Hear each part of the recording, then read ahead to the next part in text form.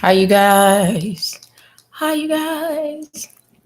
Um, so let's see if I can get that a little bit better. You know why I had little once I like put the little cover thing on it and I take it off, it looks so weird, y'all. Um, excuse the place. See, I still need to clean up. Um, but I wanted to, of course, do my daily call to my mother. Um, Today, God has really just been having me to rethink some things. I'm telling y'all, it's harder for me to do certain things now. Like, it seems like soon as I plan something, and soon as I start to do it, all kind of chaos comes. All kind of kind of craziness comes. So I have to be very focused and narrow in, or I feel like I'm about to pass out. And I was like, is it because I still was dealing with that whole stuff? Like, is it because I was still sick? With cancer and everything? And I'm like, well, maybe so, maybe not. Anywho, so yeah, I came across this thing I had called that I used to call my godmother like Emerald Pearl. And the reason why I called her that is because something that I saw in my dream, and it was like this green, like uh it wasn't wooden, it was more stone, but it was a green, like it looked like something like a Ten Commandment kind of thing. And yeah, that was part of it. And I saw some more stuff, and that's what I kind of called her, even though an emerald and a pearl cannot like survive together. It's kind of weird. Um, but anyhow, God had brought some of that stuff to my remembrance, and not being um and show me what I was doing, which I thought was good, but actually it wasn't. It wasn't. Sometimes you think that helping people with anyone, they're everybody's going in it together. It's not always that way. And when God showed me that correction, I was just like, whoa, like all this time I was like, whoa, like because what I believe in and what the people around me believed in was something totally different, you know. And that's okay, but this is where it comes in when you come and you try to deceive, on both ends. When you try to deceive people to knowing that they wouldn't go with what you were originally doing or saying, is not ethical and it's not cool. Um, and then if you are, once you realize it, it's like either you succumb to it and you bend yourself, or you reject it. And most people, especially in our day, even with myself, I didn't understand that I was succumbing to it because I was not stepping away from it. I was just like, okay, well, I'm going to do this part, because this part is good, and let God deal with the rest. And I think God allowed me to go through that and to go through that process. But He did show me some things and some people that I was connected to that I did not need to be connected to, that I never ever thought, or I second guessed it, so yeah. Yeah, and you'll be surprised how your life changes and how you feel once you release some of these people um from your life.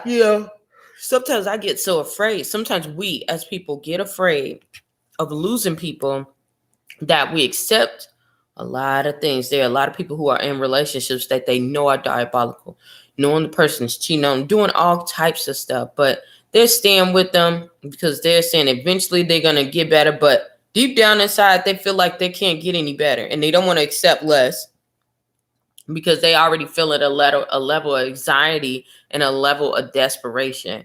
And I think that what God was showing me was like, I brought you this far.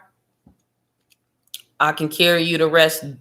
You should know by now not to get discouraged. Now you're able to chew on the meat. Now you're able to chew on, to rightfully divide what is good and evil, because everything that looks good, it's not always good. Every good act is not always good, and I can tell you guys that from personal experience. I have people who really did a lot of crazy things, and it looked like on the outside that it was good, and it was nothing but if I was to tell someone who didn't know, who was ignorant about the spiritual side of life, they would look at you like you crazy. They would look at me like I was crazy. But those of you guys who know, or who've had this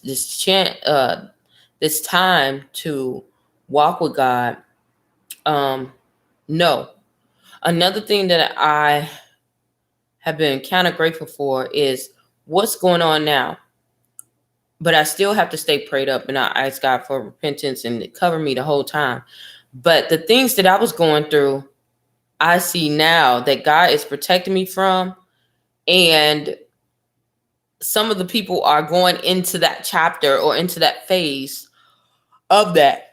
And I also know more about God, not everything, but I know a little bit more about him, is that if you don't use the talents and the gifts that he gives you at the right time, he will push you back into the hands of Pharaoh. So you need to, when you're in a place like this and you're in a transition, don't look back. You got to keep going, because if you look back, you can't move forward and receive the inheritance that you're supposed to get. So with that being said, I probably will not be doing any more appearances as of now, especially from things of the past. I'm definitely in the future, I'm definitely going to make more appearances, but I'm just going to keep moving forward and go that way. Don't look back, because if it was meant for the past to be in your present, it wouldn't be called past. So yeah. All right, I'm going to go and contact my mother.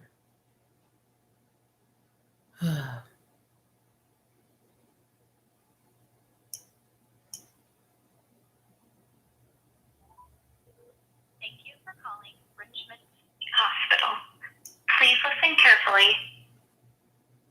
Wait while I transfer your call.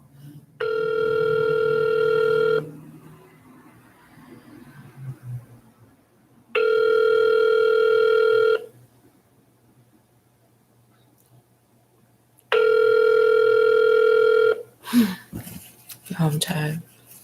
Richmond State Hospital, may I help you? Hi, I'm calling for 420 Unit A. One moment. Okay.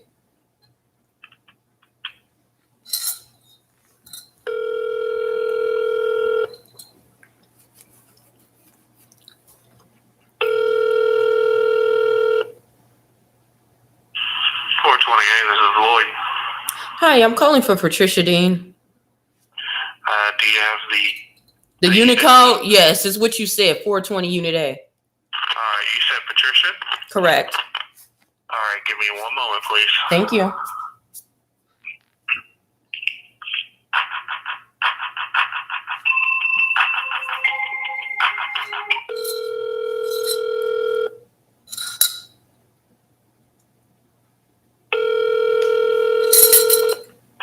Are you still there? Still here. Give me one moment.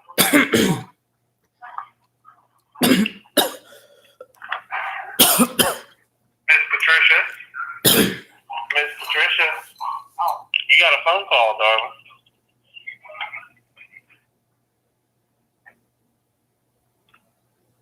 Hey. Hey, Mom. How you doing? Good. How you feeling? All right. Okay. What was you doing? I'm taking medicine. You taking medicine there already at 7? Well, it's a line. I thought medicine was at 8. finish, it'll be around 8. All right. Well, then I'll talk to you later then. No, I can talk to you now because it's a line. I don't have nothing to do. The line will be through by maybe about 8 because it's early now. I'm wondering why they're giving you, because they're supposed to give out meds the same time. It's 8 o'clock and not 7. Mm-hmm. So they just starting early? Yeah, sometimes they come early, sometimes they don't. But they just say midnight is 8. Really, I'm glad because I'm getting tired of standing up that time. Oh, wow. Okay. So what did you do today? Nothing. You didn't go to class or anything?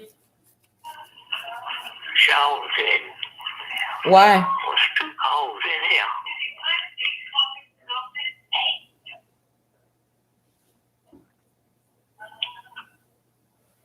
Yeah, it was cold in here, chilly.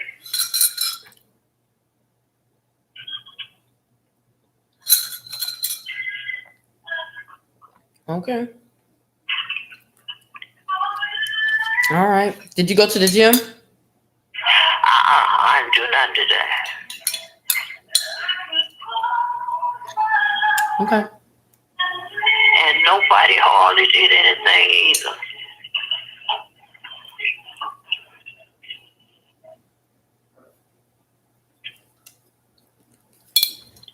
Yeah. They didn't even turn the TV on that much.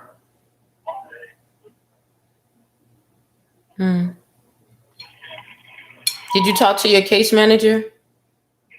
Huh? Did you talk to your case manager? Oh, no. She came, but she left so fast. I was trying to catch her, but she pitched so fast. Okay. I think she come about lunchtime because I'm gonna look in because it seems like that's every time I see her.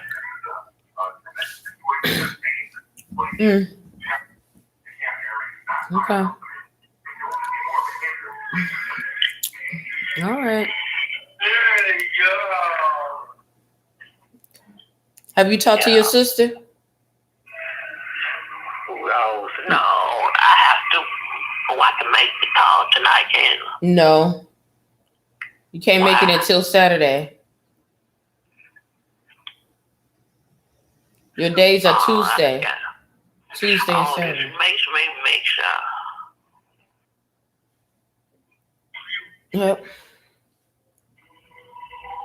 You know, at the other place, you can call anytime you want to. You got your. Yeah. You know. Well, at least it's not anytime you want to, but one time than this. This, if you got something you want to call on in the morning, you can forget it. And that's what I be trying to catch Donna. So she can take me or call me. Okay. Huh? I said, okay, you didn't watch TV? Not that much. Not that much. What you watch on television? It's on now. What did you watch? It looks like it's a tornado. A tornado? From where? From where, Mom? They were looking at the tornado. They running. Oh, okay. Huh? I said, okay. Do you know when they are they gonna be able to lift? Are they gonna be able to allow people to visit soon, or they still restricted? I'm gonna ask her lunchtime. Okay. I won't forget. Well, I'll ask her. They sue me if I don't say nothing.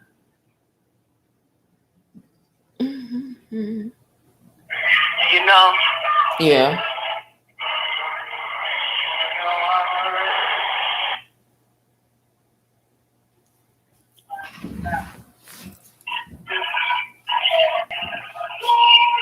Yep.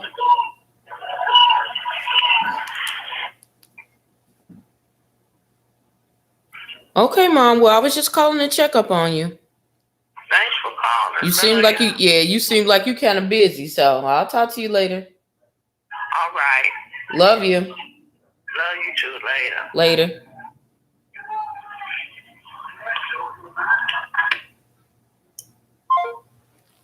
She got something to occupy her time because she's not talking and chitter chattering like she usually is. So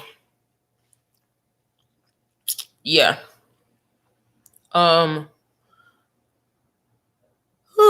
Excuse me. You guys are really exhausted. Hey, good evening. Hope your mom is doing well, you're a good daughter. Thank you. Some of those places have really nice care, health staff. Oh yeah, most certainly. I didn't even know that anyone was there. Thank you for watching. Yeah, my mom, I've had a lot of times having this experience because my mom has had schizophrenia since before I was born. So that is over 30 years. Actually, it's over 40 years. So her first issue was in like 79. So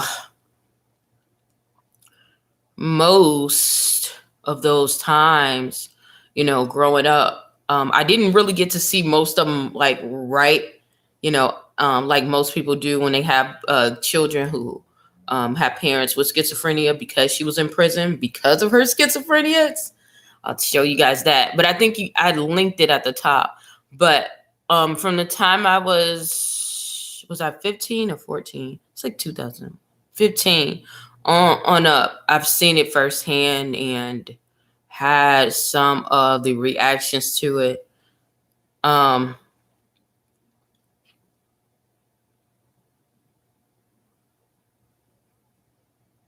Yeah, so I've had a lot of time with mental hospitals, and I worked in one. I never thought that I would go into the occupation that I'm in now, dealing with behavioral health, just because my mother and I at a time did not get along.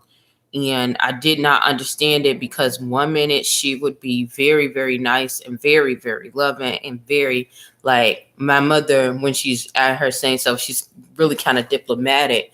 So for her to transform and to change from one side to the next, it's very difficult as a teenager and not really understanding, the full meaning of what schizophrenic is, or what schizophrenia is, or what bipolar is. My mother actually has both of those diagnoses, so it's like a double whammy. So yeah, but she sounded like she was very occupied today. So which is good. It's really, really good. Actually, I've been feeling kind of down myself just dealing with the process, because things take so long. And when you're in that service and when you've been a case manager and you are a case manager, some of the protocols, and then you see certain things that are not done correctly, and you're like, well, you would think that everyone's on the same team, and sometimes it's just not, so sometimes that bothers me, but I know I can't stop because for one, I know this is something that God has called me to do. I really like I said, I never wanted to be in this field at all because I've seen some of the horror stories. I've faced some of the horror stories. Praying for your strength. Don't fail, sis. Thank you. I need that.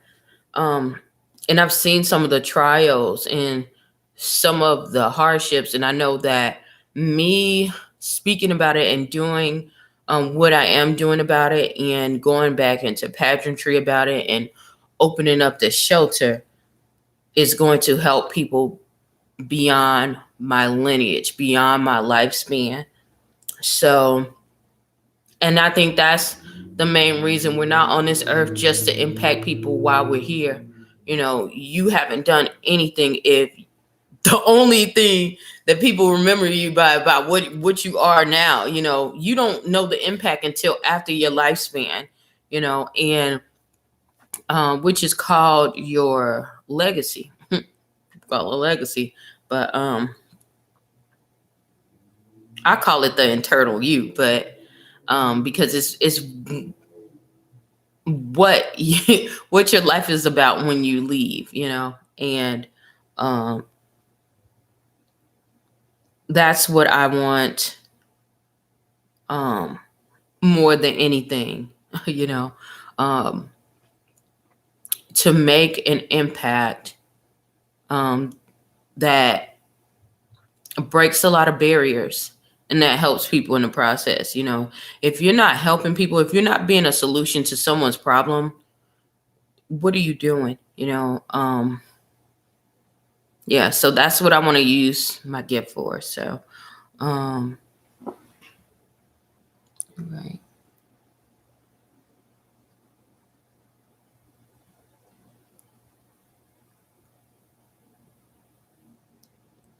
The INU. The INU. Hey, that's kind of neat. I wonder, what did you make that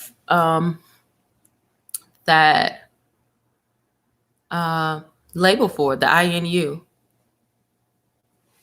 I don't know, but thank you for tuning in. I'm gonna get off of here because I have to do a photo shoot, and that's really tough for me because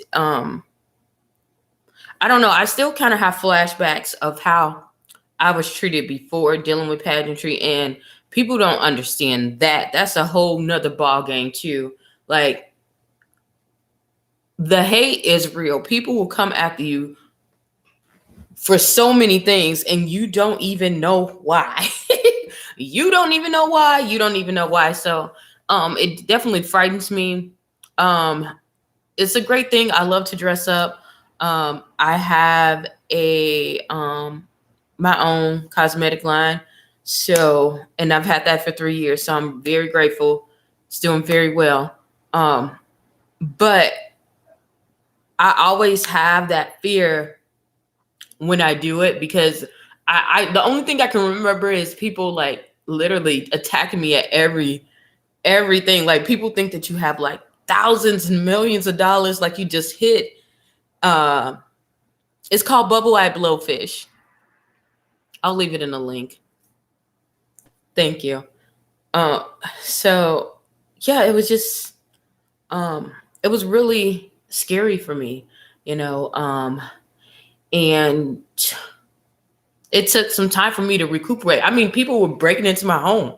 That's how deep it was, and I thought, and one thing I think I got mixed up is because I didn't want to elevate. I wanted to stay around everybody else, and everybody else didn't think of me as the same old Belle or the same old person that they knew. They thought about me as somebody that looked like they got the plug, like they're the hit or something, like, so which is not that at all. It's about bringing light and helping others. So with that, I'm going to get off of here. Thank you so much. Hopefully something I said or done will help you on your journey. Please stay tuned to Journey to Jerusalem, and you guys have a splendid day.